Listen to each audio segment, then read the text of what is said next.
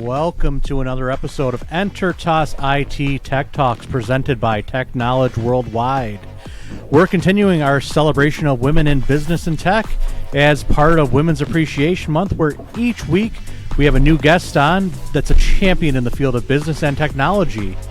And just like last week, I am going to let Ray take the reins here and do the whole interview because he's done such a great job these past 2 weeks. So how are we doing tonight, Ray? Dude, flattery will get you nowhere with me, but I appreciate it. Thanks, buddy. No problem. No problem. I will gladly run this one. How are you tonight, sir? How are you? I'm great. Happy that this week is partially over, and hopefully we can round the rest of this week out. Hump day, right? Yeah. I got a busy day tomorrow. I got to help my buddy set up his new Dolby Atmos mixing system, so that's going to be interesting. You just spoke total nerd. It was very exciting. Can you do that again? So you know how in home theaters you can have Dolby Atmos where the sound's literally all around you? Well, he's going to be mixing albums in it. So now they're starting to do music in Dolby Atmos. So he just spent just shy of $100K on a Dolby Atmos system. If I had $100,000, I think I would do other things with $100,000. I mean, I love movies and sound and music, but Lisa, what the hell would you do with $100,000? Anything but that. Okay, all right, fair enough. Okay, so we're on the same level here. So it's about 8:30 Eastern Daylight Savings Time, kids. So how about that? We've got nighttime now, right? It's like the sun stays up a little bit longer. People are a little bit happier. I like it, but I'm guessing you guys just put your kids down or kids off to the baths and stuff like that. How's that going? Yeah, not so good. Daylight savings time is not kid friendly, so the struggle's real. Yeah. How old's your daughter? 3. She's 3. Yeah. Did she have the terrible twos, or did she at least skip that for you? No, she did have the terrible twos at like 2.5. And now she's a 3-nager, so we have just temper tantrums all the time and, meltdowns right before here because she wanted Lucky Charms, but she only wanted the marshmallows and didn't want to eat the actual cereal, so complete breakdown, and yeah, good times. Brandon, what do you know about that? My 3-year-old does exactly the same thing and makes me put extra marshmallows in. Yep. I literally was scooping out all of the gold pot of gold coin marshmallows because those are the only ones she wanted. She didn't even want the unicorn. She didn't want any of the horseshoes or anything. She just wanted. Yep, and she's screaming at the door right now. Oh, yeah. She wants to get on with you. That's fine. If she wants to join us for a little bit, that's completely okay. It would go completely around. So you cut out a little bit. You said she wanted just a pot of gold? Yeah, just the pot of gold marshmallows because she's 3, so she's very specific about what she wants. So she didn't want the purple horseshoes. She didn't want the unicorn. She just wanted the pot of gold, which, hey, I can't blame her, right? No, I mean, she obviously knows it's St. Patrick's Day, right? I mean, we're the day before St. Patrick's Day, and if I had my choice of marshmallows right now, I'm with her. So I applaud her. Yeah. Brandon, where's that applaud button? I know you've been waiting to use it. You have any idea where that is? Hold on. It's coming. Do we have it? It's coming. We got it? Applause or cheers. There we go. Yeah, let's hear it. Hold on. This is so exciting. Come on. I need it. There we go. It's great. See, this is what happens when we get new software. The next thing Brandon's going to have is one of those soundboards like all the radio stations have where it's just like noises on command. It'll be great. I can't wait. That's exactly what this is. I can add my own sounds in. I just haven't done it yet. All right, man. Well, what else are you doing? It's not like you run a business or anything. I have been slightly busy. I've been driving all over Western New York the past 2 days. It's been great. I feel like you're lying. I was in Center City, Philadelphia today, and no. Just no. But this is not about us. This is about our dear friend Lisa. So, a little bit about Lisa. Lisa is a graphic designer in the Philadelphia suburb areas. And Lisa graciously has put up with me for the last few years and has designed everything for my company. And when I say everything, I mean, I'm literally, here we go, reverse camera again, wearing a shirt she designed for my for the company with the golf outings. She completely redesigned our Libertas Freedom brand, stickers, logos, business cards. My van wrap, we're actually getting our van completely rewrapped along with our trailer, and it's a complete new design, so I'm really hyped about that. Yeah. I will say that I can't draw stick figures well, and I fail at that, but Lisa's been able to give my business a really cohesive design and brand, and I'm super appreciative of that, so thank you. It's obvious that I'm not good at it, but working with Lisa the last, 5 years, maybe? Probably? Maybe longer? I don't know. Getting too old. Yeah. All I know is that if I need anything, I can call on Lisa. And Lisa's actually helped out the community. For those of you guys that don't know, Lisa designed everything for our charity project for the Ben Wilson Center, including the apparel, the logos, the signage, the website that we actually had put up for it. So Lisa in the background has been doing a ton for us. She even designed our giveaway with certified connections this past week. So she was responsible for getting that graphic. So thank you so much, Lisa, for always supporting our community. Where's that applause button again? Oh, geez, I'm working on it. No, I'm kidding. Don't hit it. I'm kidding. So other than the wonderful things that I've said about you, Lisa, why don't you tell us about yourself, about your screaming daughter and your husband, you and your family. Yes. So, again, my name is Lisa Barker. I am a graphic designer. I have been designing for about 14 years.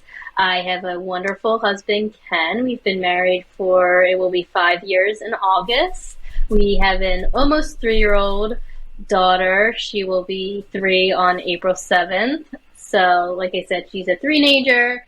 It's a really fun time because she has such a big personality, but at the same time, they test you always, and they're very bossy. So that's a good time. But yeah, it's so much fun just living through a kid again and living vicariously through them, to see them get so excited for everything from Halloween to Christmas to anything that's just new with them that they figure out and see and find and discover, and it's awesome. So No, it's really cool. So when you're working during the day, is she in school right now? Is that pre-K or is it just daycare at 3? Again, she's in daycare. Yeah, daycare. Oh, so it's daycare. Yeah. Okay. Yeah. So when I hear freelance graphic designer or I hear graphic designer, can you give me, what is your definition of like a graphic designer? Because there's a few definitions out there. I want to make sure that our listeners are clear on what exactly it is that a graphic designer does. So that's a great question, because a lot of people confuse graphic designers with marketers and then search engine optimization companies, which I am not. So I am a graphic designer. My foundation is in print because I am a little bit older. So that's where it started before we really had the internet. And so print and branding, so anything from like logos to brochures to trade show graphics, anything that you need to convey your message to your audience of what you actually do and the services or products that you provide for them. And then it rolled over into web because the internet was established, it evolved, it's still evolving, it's always evolving. Then we have smartphones and we have apps. So I literally create and design anything from logos and small business cards to trade show graphics and multi-page websites. Okay. And when was it did you decided that you wanted to be a graphic designer? You know what? So actually in college, my counselor told me, hey, you're a sophomore, you're running out of your core classes. What major do you want? And I kind of just said graphic design, because I always like computers. I always like technology. I always like painting and drawing, and it kind of just rolled into graphic design from college because I literally didn't know what I wanted to do. And I took an advertising class, an intro to advertising class at Temple University, and I just fell into it and I really enjoyed it, and it tied in my creativity and my ability to draw and paint, and it's just, I fell into it, and I literally just picked graphic design because, like I said, I didn't know what I wanted to do, but it all worked out. So. No, it's really cool. And one of the questions that I used to always ask the graphic designers that I used to work with at previous companies is when you're drawing something or you're painting something, whatever that may be, do you actually see it in your head as you're putting it on the paper, or does it kind of just flow? It can be both. So sometimes I see something in my head and I try to sketch it out and it works out great. Other times I just go straight to the computer and I start messing around and I, see what just comes naturally. So a little bit of both. It depends. Sometimes I have a really clear vision and other times I just need to like noodle around and see where the mouse takes me, I guess. I got you. No, that's pretty cool. I've always admired, artists. I wish that I had the color and the vision that you have. I mean, quite frankly, it's like a musician. I wish I had that skill where I could sit at an instrument and just make art. And you as artist, you literally can take anything, whether that's canvas, paper, digital, and make beautiful things. And I've always been jealous of that. The stuff that we do in the low voltage world, Brandon, I think you'll agree. It's just like, yeah, we can wire stuff. We can make computers talk. I think it's kind of boring. Nobody wants to talk about that stuff.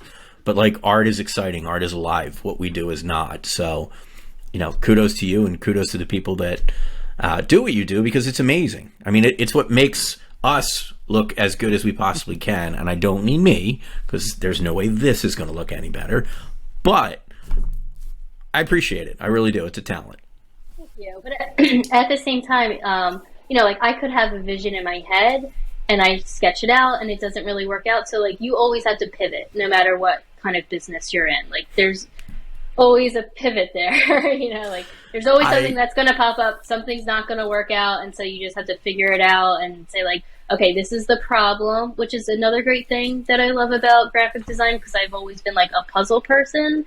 I love solving problems, so like graphic design fits into that pocket as well. Like, here's a problem and I need to come up with a solution, so what is that? And sometimes the solution in your head is not always how it pans out, so that's where that pivot comes in.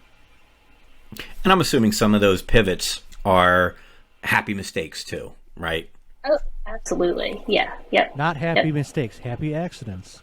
Happy accidents. This is true. I laughed a little bit, and for those that are actually watching this, I laughed because pivot is a word that both Amber used and Trish used pretty often, and when we talked with them the last couple weeks, and even then, I was never the biggest Friends guy, but that clip of... I was going to say, when they must watch Friends. I know. And that whole pivot... I like that. That makes me laugh. Yeah, that's so funny.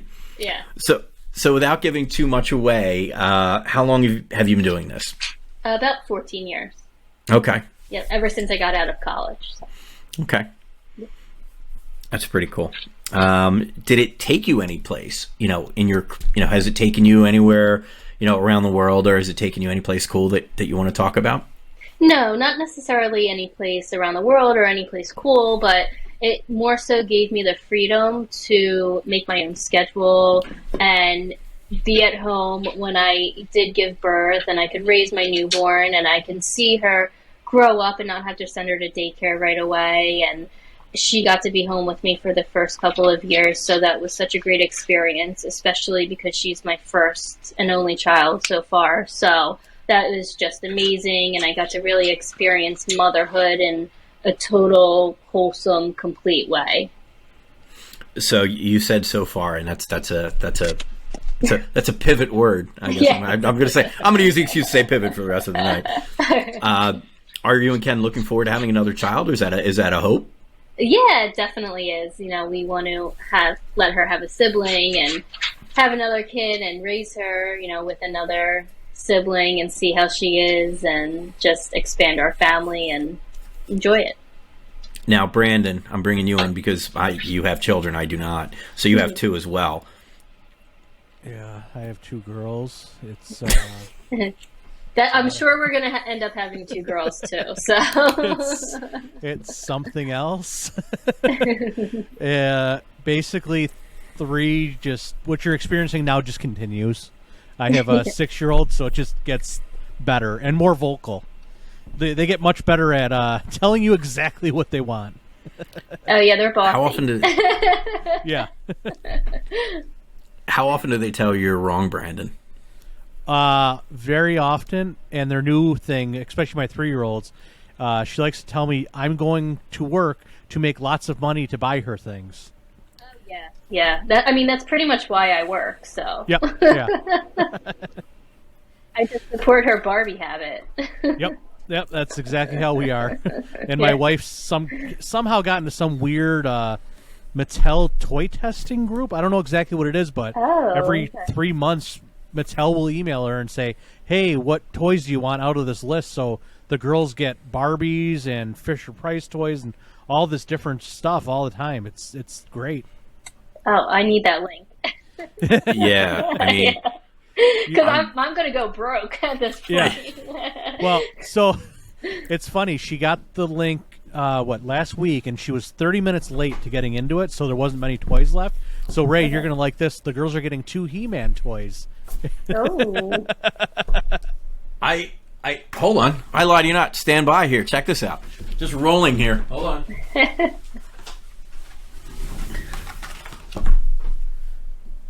There goes. Yeah. So they're growing coming up, out with, that was one of my favorite, shows growing up, cartoons growing up, and I had 4 sisters, so the only thing I had was He-Man. Yeah. So He-Man and Knight Rider. So I'm quite happy. I love Knight Rider. So I have my Apple Watch now. And when I got it for Christmas from my husband, I was like, I'm totally Knight Rider. I love this. Kit is the best. I was just going to say I lost my audio there for a minute, but Kit was my all-time favorite. Oh my gosh, I love that. That and MacGyver were like my 2 favorite shows to watch. I agree. That was who was that? Who was MacGyver back then? It was I don't remember. I can picture him. I can't remember. I can see. Yeah, I can the feathered hair and everything. Yep. Oh yeah. I have it definitely was not David Hasselhoff because that was Knight Rider, but I don't know who that was. Yeah. No lie, ever since Knight Rider's been back on Netflix, I've been watching way too much of it. So, yeah. I still want an 84 Trans Am. I do. So, one of these days. I'll trade in the go-kart for it one of these days. There you go. So, back to you. You mentioned a little bit about your clients and the spaces you work in, but who is your ideal target client? Like, who would you want to be your client? I would say an ideal client is someone who is constantly looking to create marketing and create messaging to always be in front of their clients, because if you're not in front of your clients, then you're not building awareness and recognition, and then people will forget about you. So that's my ideal client. Okay. So let me go here. On the back end, what technologies are you using for your design work? Like what software platforms, technologies, and things like that? So lately I've been using Adobe XD, which is really great because it's a platform to build websites in, and it's super interactive. You can share files very easily with anyone whose email address that you have. You can create animations without having to actually be a programmer or knowing any code. So it's really great when you're presenting to clients because you can demonstrate what you're really trying to achieve and accomplish through the website design and what they want to actually convey to their audience as well. Okay. Is that part of one of their cloud offerings, or is that a standalone package or different subscription? It is. So it's I have the cloud package. So it's part of all of that. So it's InDesign, Illustrator, XD, Photoshop, and then there are a bunch of other applications as well. Now, I'm assuming you used a lot of Photoshop before XD. Was that a lot of what you used? Yes, it was. So how similar is the application? Is it a big learning curve? Is it much different? It's actually simplified. kind of. So it's like a elevated simplification of Photoshop, if that makes any sense. So it's kind of like with Apple products. Sorry, Ray, I know. Hey, Brandon, you're taking over the rest of this interview. I'm out, buddy. I'm out. But like the way Apple is, it's like it's so simple. You kind of think it's complicated at first, but it's really just like super straightforward and intuitive. So you just kind of have to like play around, mess around, watch tutorials on YouTube, and you get it. Got it. Yeah. So, I ask this question to everyone. Do you consider yourself a tech nerd? Sometimes, like what I touched on before, I always like computers. I always like playing around. Like when I was a kid in like Microsoft Paint, that was like the only thing that we ever had.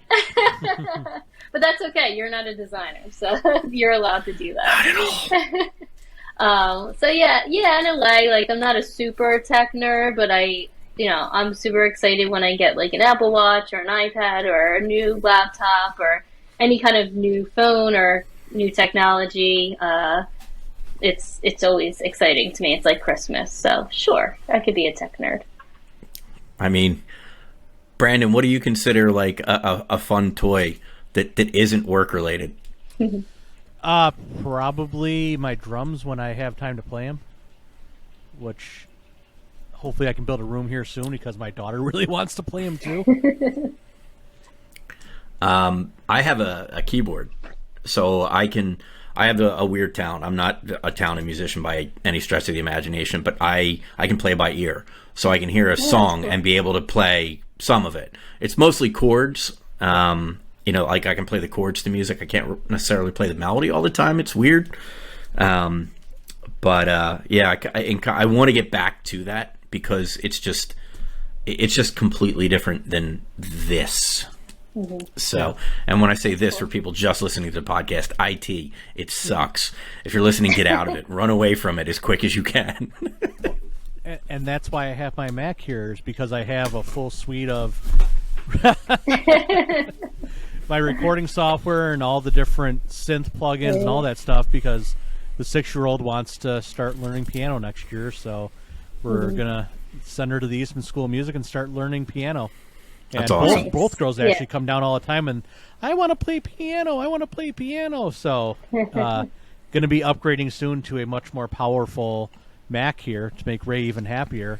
And now it's just get the girls a bigger keyboard, because I have a little 25 key right now that they mess around on. So time to upgrade to some more keys for them.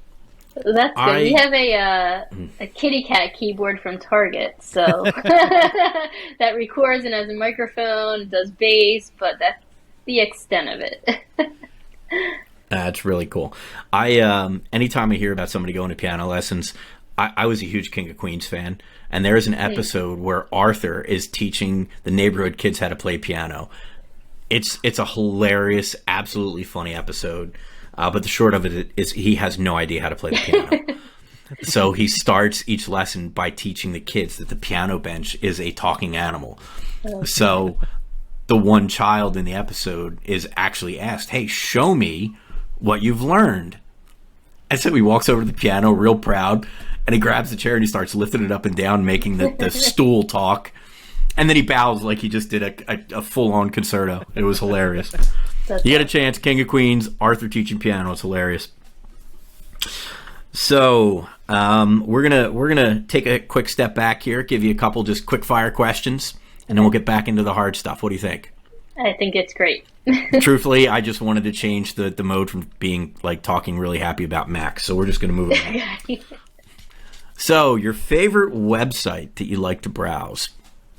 Oh, you know what? I am obsessed with Pinterest. Sorry, you were breaking up a little bit. Was that Pinterest? I love Pinterest, yeah, actually, just because, so even though I'm a graphic designer, I'm like kind of terrible at interior design.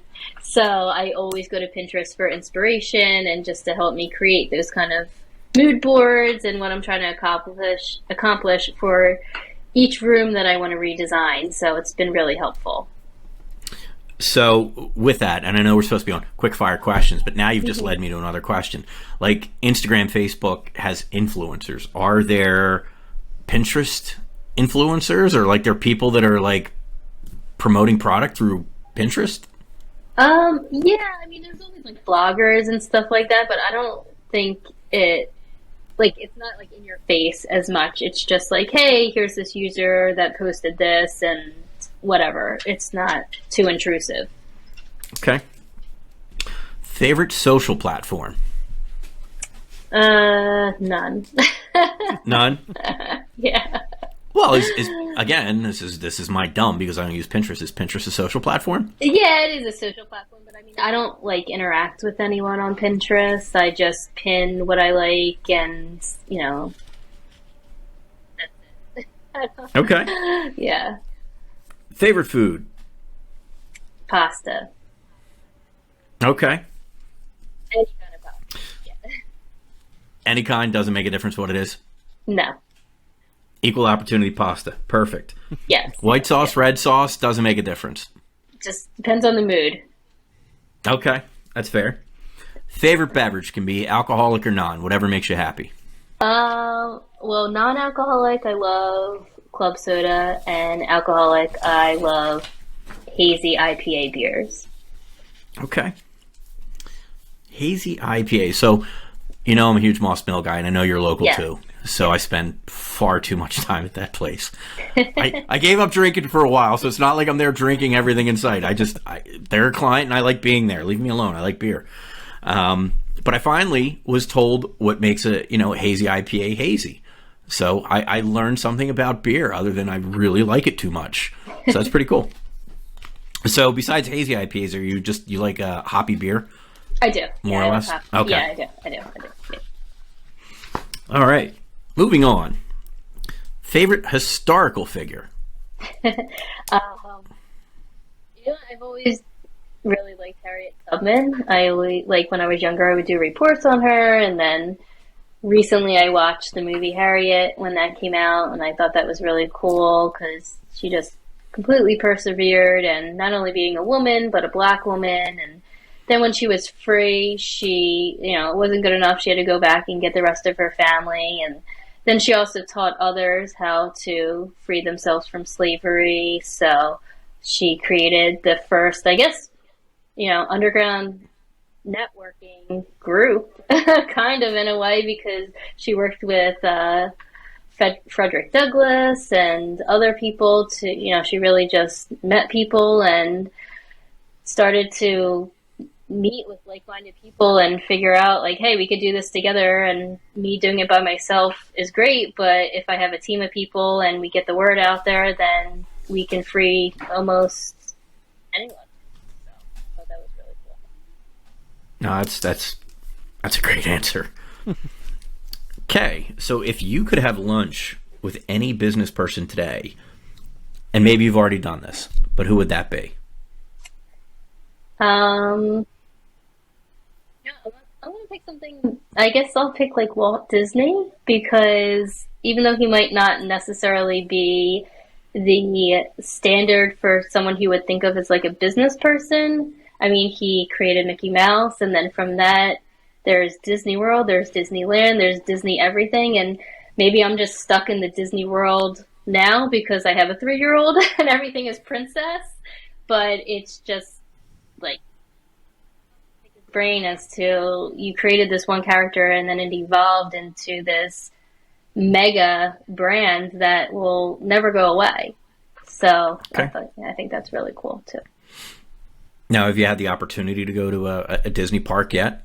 I have. I've been to Disney World twice when I was younger, like way younger. And you guys, again, with kids, would know more than me. Like, when do you think the appropriate age to bring a child to a Disney park so that they'll have really good memories for themselves? Brandon's thinking. I like it. Oh, I already have it in my head. Yeah, I told my husband, like, not until she's at least 5, just because, I mean, she'll remember it now at 3, but she'll only last in the park for, like, 2 hours, and then she's going to pass out, and then we're going to have to push her around, and I think 5 will be a little bit better of an age to at least get 4 hours out of the park a day and a little bit more bang for our buck since it's so expensive. So that's fair.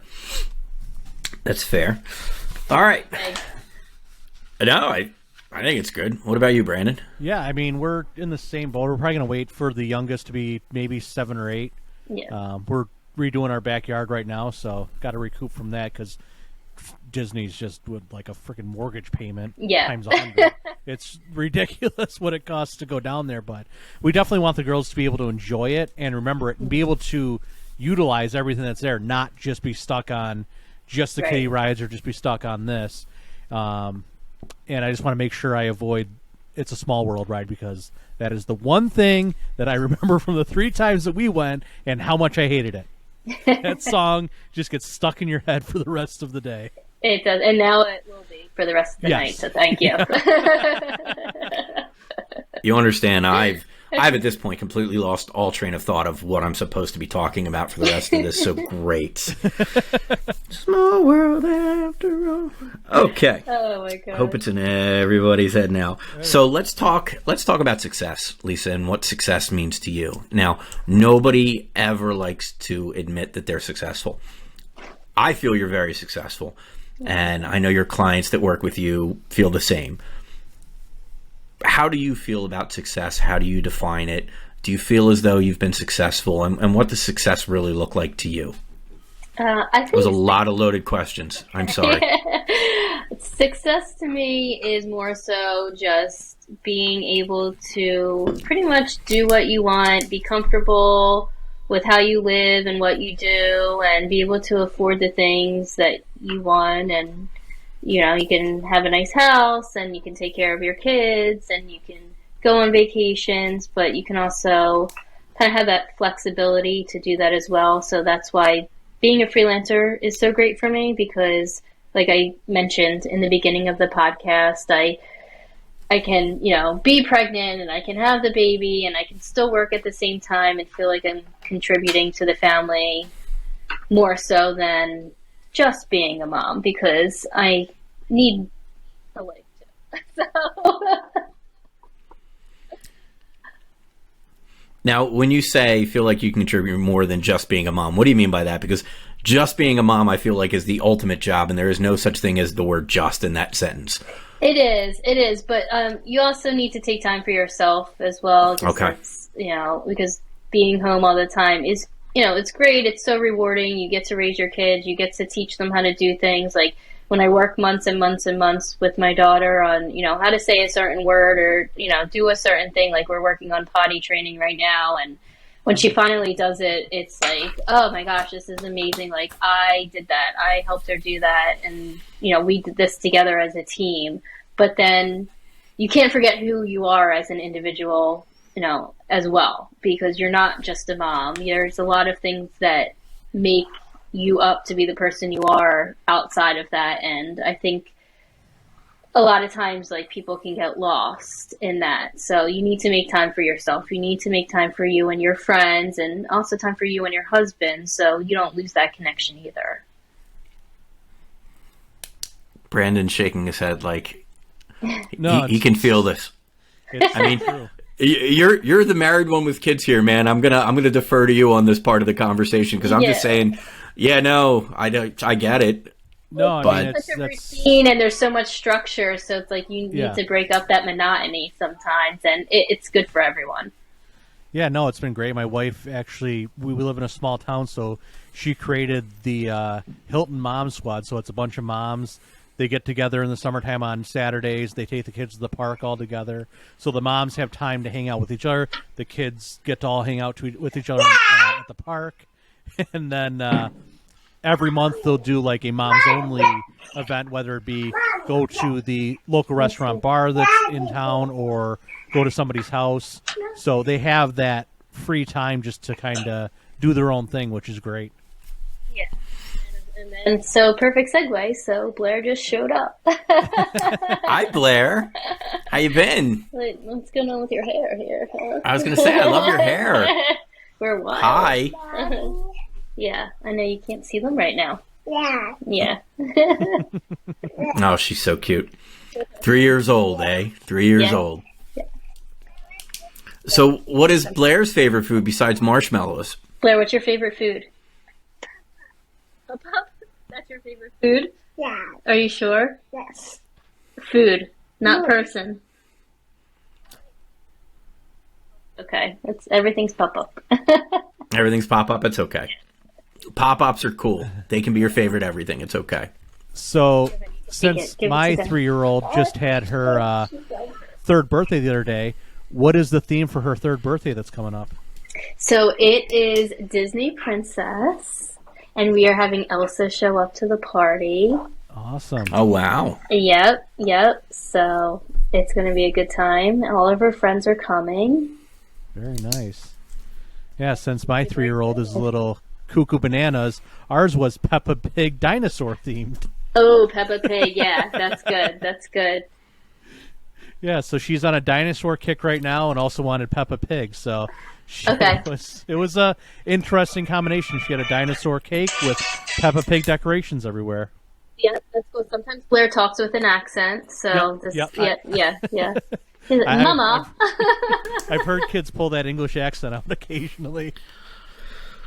True That's story. pretty funny. Yeah. So we're Not- having Disney Princess party with what did you say, Blair? You want pink cupcakes with pink sprinkles and pink frosting?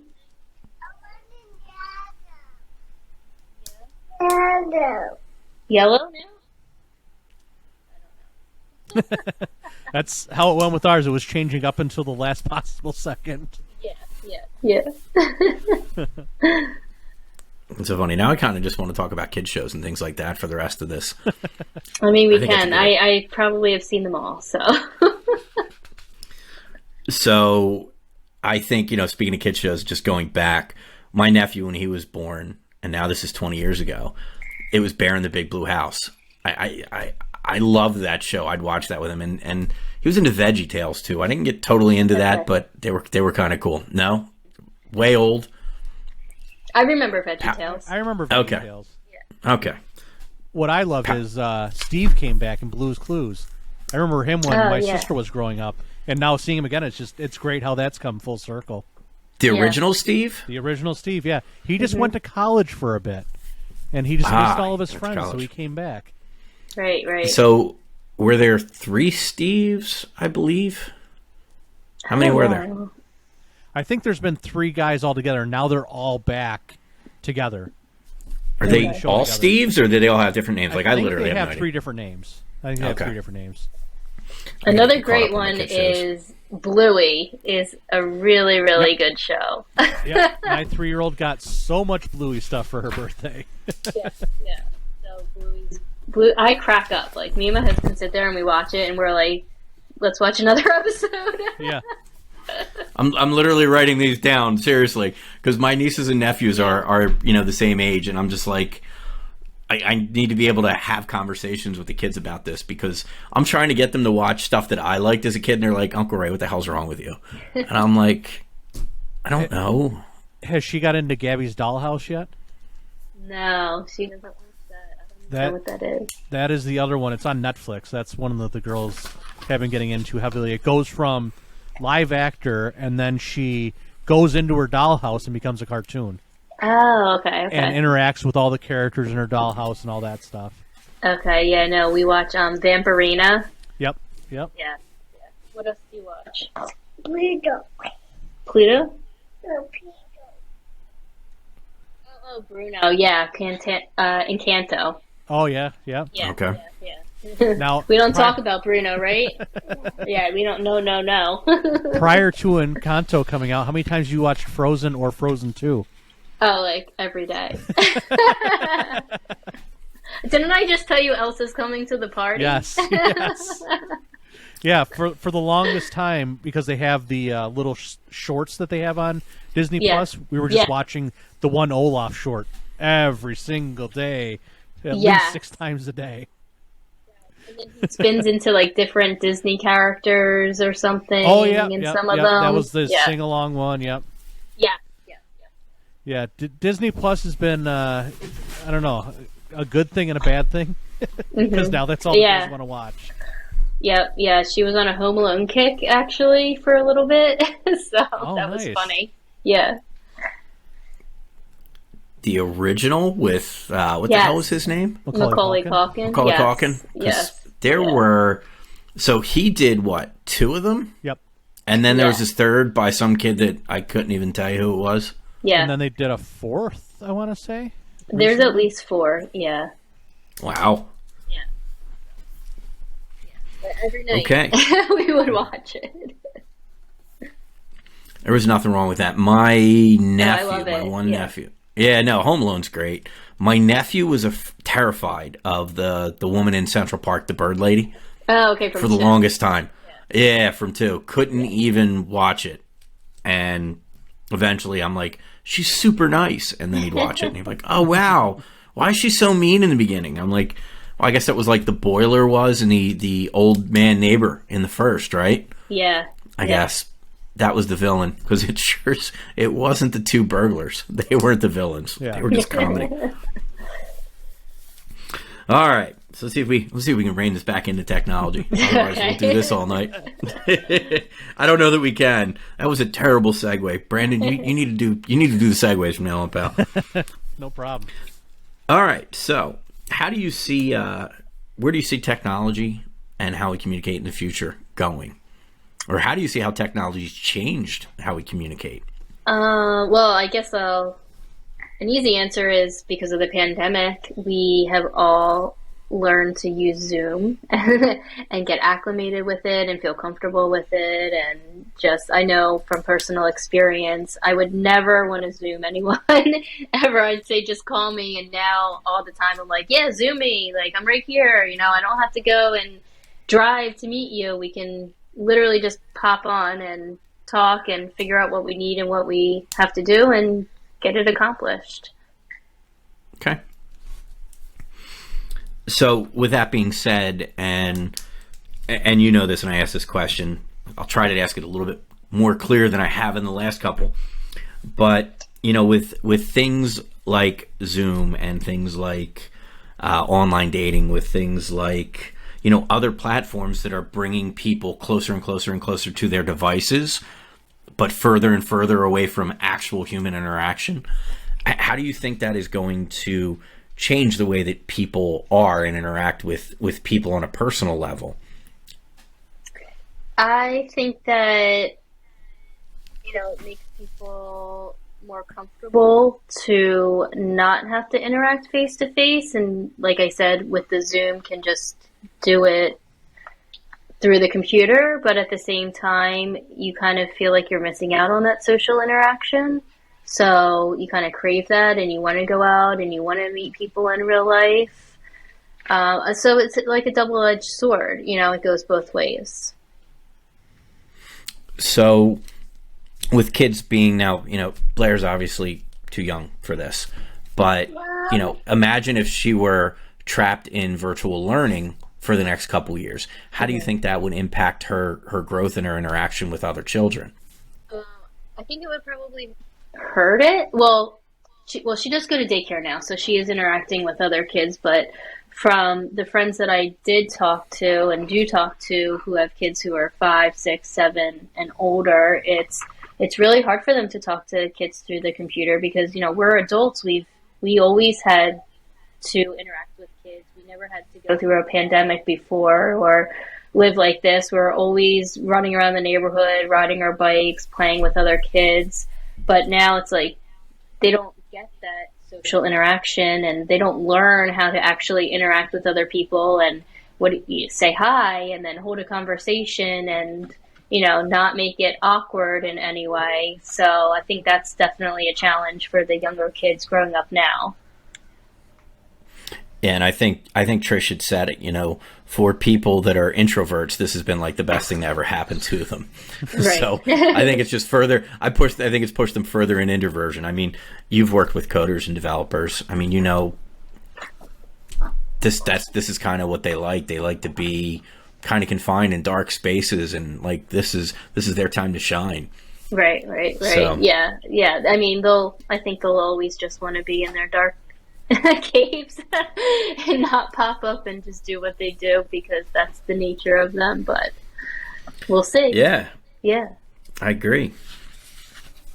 So, you know, short of that, you know, what would you, as, you know, as a designer who's had some really good success in her career, what would you tell young Lisa? I would tell myself to just go for what you want. Don't be nervous. Don't be intimidated. And also really soak in what everybody else in the industry above you who is more experienced and can guide you and kind of be a mentor for you. Just soak it all in, listen, and learn, because you can never stop learning. And if you never stop learning, then you never stop growing. And that's what really makes you successful. It's good advice. Now, same question, and I probably should have asked the question before a little bit better, or a little bit so your answer wouldn't be the same, I guess. What would you tell, a young woman, young entrepreneur, young girl looking to get into the graphic design space? Like, what advice could you give her to make her really want to dive head into that? I guess, just piggybacking off of what I just said, but also just, if you're whether you go out on your own or you go to work for someone else, just make sure you're working for a company or find the clients that are sustainable. So I recommend doing anything that's maybe like in the pharma world or the biotech world, and anything that can sustain even a pandemic, let's say. So just so you always have work, you always have something to do. It's kind of like, think of it as, you're a nurse or a doctor, like the work is always going to be there. So if you do something in graphic design within those specific industries, there's always going to be work that's needed from you. Okay. I think that's great. Is there anything that you want to express to the community or to the people listening? No, any thoughts, final notes, details? I just want to thank you for your time. You're always such a great friend. You're a great client, and I really appreciate everything that you also do for me. Not, I know you said that I do stuff for you, but you always promote me. You always say great things about me. You always, tell your clients about me, and that's great. I'm happy to do that. Thank you. I have to keep talking good about you. I need to get to the top of the pile when I send you stuff, and I send you random stuff. Like at the last minute, Brandon, I said to her, when do we do this promotion? When did you start the promotion? I think it was like Thursday. Yeah. I'm like, hey, we made a mistake. We need help. Can you get this? And she's like, now? I'm like, well, tomorrow, but tomorrow. And she's like, yes, Ray. So I appreciate it. And again, I never needed to give you any direction whatsoever. All I said to her, Brandon, was, here's the pictures that we got from Certified Connections. Yeah. And that's it. And make it St. Patrick's Day themed. That was the end of it. That's the only information I could give. I will leave your listeners with one little nugget of information. So if you are a really nice and good client to your graphic designer, they will do almost anything for you. So that's all you need to know. Well, thank you. I try. And why? And for Theron, why do you think we keep sending him bottles of bourbon? I was just going to say that. Oh, so that's perfect. Well, Brandon, what else do you got for us, buddy? I think that's everything. Where can people find out more about you, Lisa? I know you don't like social media, but do we have an Instagram or we just have a website? I do. So I have, my personal Instagram is Lisa Barker, and my business Instagram is Lisa Barker Graphic Designer, with underscores in between. You can find me. I don't post that much, but if you send me a message or if you follow me, I will be sure to try to post more. Awesome. Ray, where can people find out more about you and Libertas? On my wonderful website designed by the wonderful Lisa Barker, it is libertasllc.net, because some companies got the damn .com and won't give it to me. But you can also find me on all my socials, either at Libertas Ray on the gram or Libertas LLC, I believe is Facebook. And to tie back to this awesome graphic that you made for us, where can people find out more about the giveaway we're doing right now? So right now that's actually on our Instagram, and that is going, so today is Wednesday, and my goal is to get this podcast out for tomorrow. So tomorrow, Thursday, St. Patrick's Day, is the last day that they can register, with the winner being announced on Friday. So they can find all of that information on our Instagram, which is @technologyww. Awesome. And you can find me on Instagram at tsc.it. Thank you so much, guys. This was great. Is there anything else anybody wants to throw out there before we end this? I'm good. Yeah, I'm good. Have a great night, and happy St. Patrick's Day. You too. Thank you. Thank you so much, guys. We'll talk soon. Thank you.